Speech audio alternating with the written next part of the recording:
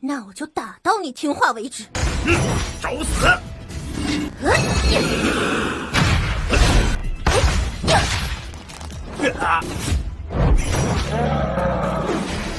我等知错，这就离开。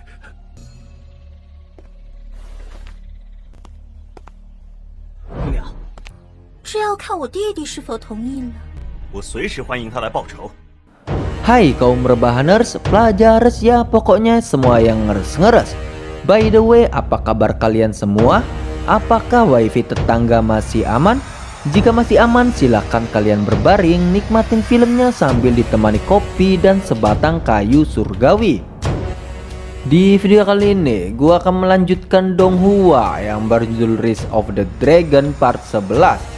Oke, yang belum subscribe, yuk kalian subscribe dulu dan bunyikan loncengnya. Tanpa berlama-lama, kita langsung saja masuk ke isi ceritanya.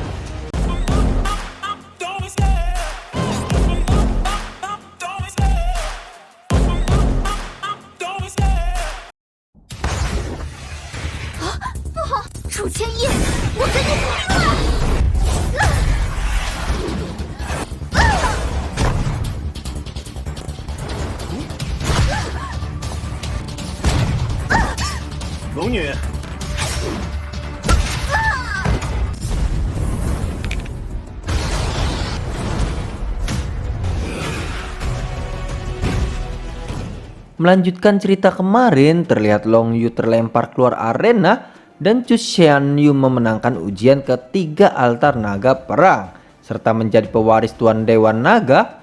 Terlihat Long Yu tidak terima dengan keputusan Naga Putih. Akan tetapi aturan tersebut dibuat oleh Tuan Dewan Naga dan tidak bisa diganggu gugat. Long Yu masih tidak terima telah dikalahkan Xianyu yang merupakan orang luar bukan dari ras naga.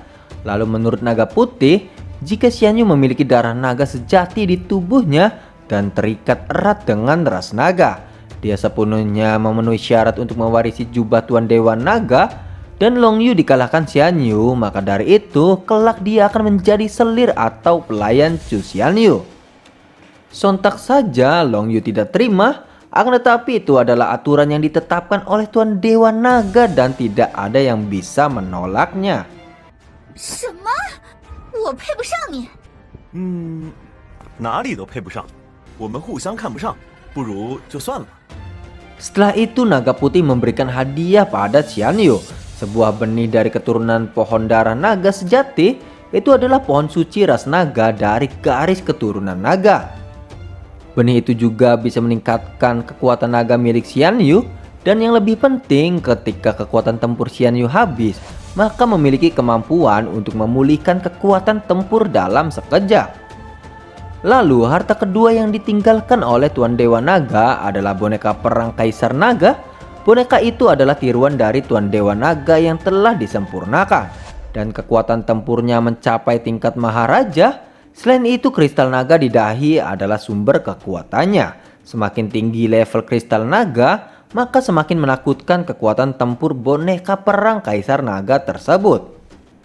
Akan tetapi kekuatan kristal naga di dahi boneka perang Kaisar Naga hampir habis, jadi hanya bisa mengerahkan kekuatan tempur puncak Martial Sign dan bertarung hanya bisa sekitar 1 jam saja. Tetapi jika ingin boneka perang Kaisar Naga bertarung lebih kuat, maka perlu menemukan kristal naga sendiri. Dan kristal naga berada di lembah 10.000 roh. Ada sebuah area misterius ras naga yang disegel. Di sana juga ada peninggalan pusaka ras naga. 能不能得到龙晶？看来这万灵谷，我必须要进去了。这小瓶本命龙血， Setelah itu Xianyu menanyakan terkait meninggalnya Dewa Naga. Karena pada saat meninggal di sebagian besar ras naga juga ikut menghilang. Menurut Naga Putih, semua teka-teki akan terpecahkan ketika Xianyu lulus semua ujian dan mendapatkan jubah Dewa Naga. Dan misi Naga Putih telah selesai, dia akan menemui Tuan Dewa Naga di dunia lain.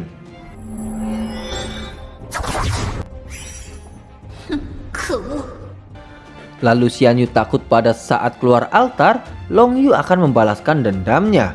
Akan tetapi Naga Putih berjanji akan menghapus semua kebencian pada diri Long Yu Dan Xian Yu diharapkan mempertimbangkan saran dari Tuan Dewa Naga untuk menikahi Long Yu. 我也送你离开吧，你能继承龙神大人衣钵。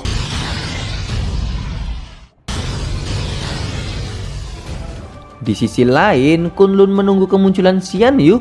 Dia bersiap akan menyerangnya karena telah merebut Nona Feng darinya. Dan pertarunganlah jalan keadilannya. 看来不给你点颜色。万箭齐发，死！你说说你， Pada akhirnya, Lu Kunlun berhasil dikalahkan Xian Yu. Karena dia sok-sokan keras, tetapi mentalnya noob banget, bosku. Pada akhirnya Xian Yu menampar Lu Kunlun. 我这个人脾气不太好。 Ternyata Lu Kunlun telah menangkap Nona Feng. Dia mengancam Xian Yu untuk tidak bermain-main dengannya. Dia berjanji jika Xian Yu gegabah, maka Nona Feng akan disakiti oleh faksi Tianlong. Jika Xian Yu ingin menyelamatkan Nona Feng, dia harus menukarnya dengan Lu Kunlun. 不阵难逃。我的力量仅限于龙墓中。放心吧，前辈，有地龙战魁在。 Di sisi lain, Nona Feng telah diikat oleh faksi Tianlong. Di situ Long Teng tidak akan menyakitinya. Dia hanya ingin Xian Yu menjawab semua pertanyaannya. Kocaknya, Nona Feng berpura-pura dari faksi Gua Phoenix Surgawi. Tetapi di antara mereka ada yang kenal dengan tetua. Akhirnya kebohongan Nona Feng pun terbongkar.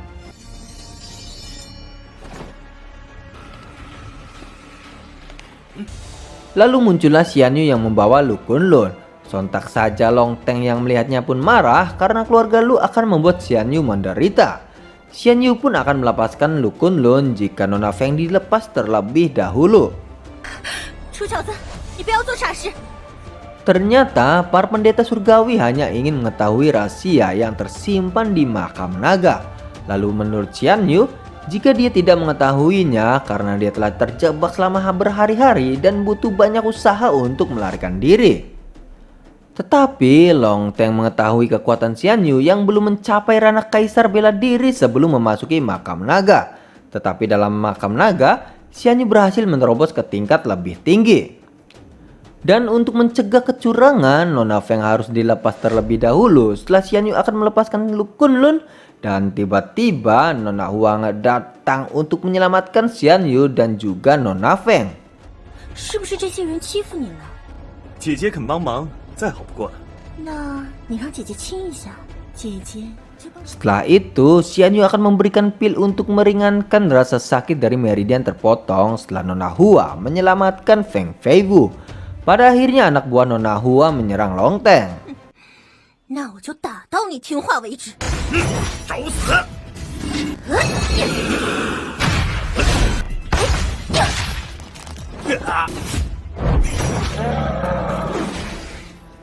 Akhirnya Nona Hua pun membuka jati dirinya. Dia adalah salah satu orang penting di benua naga surgawi dan Nona Feng berasal dari faksi roh kuno. Pada akhirnya pendeta surgawi pun pergi. 我等知错，这就离开。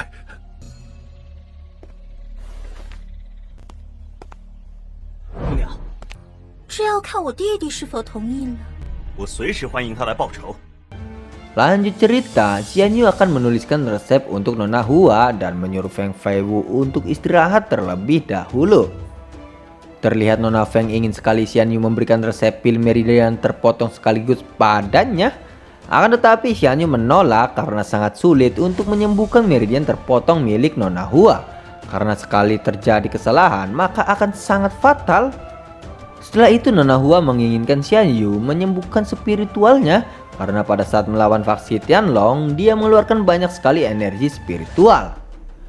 Ternyata Nona Hua sedang terluka oleh seorang master dari dalam kota. Dia tidak menyangka jika ada master kuat yang bersembunyi di dalam kota. Pada saat Nona Hua merayunya, dia tidak gentar sedikit pun pada pendiriannya dan sang master malah menyerangnya. Lalu Xian Yu pun akan ikut dengan Nona Hua untuk melindunginya dari sang master.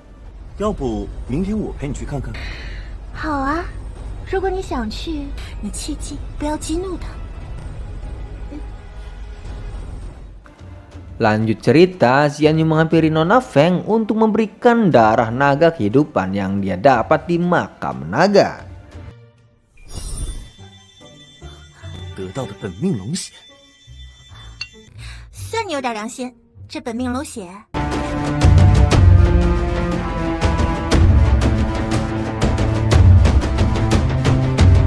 Dan cerita pun bersambung pada teman-teman. Jangan lewatkan, akan ada cerita selanjutnya. Terima kasih, see you and bye-bye.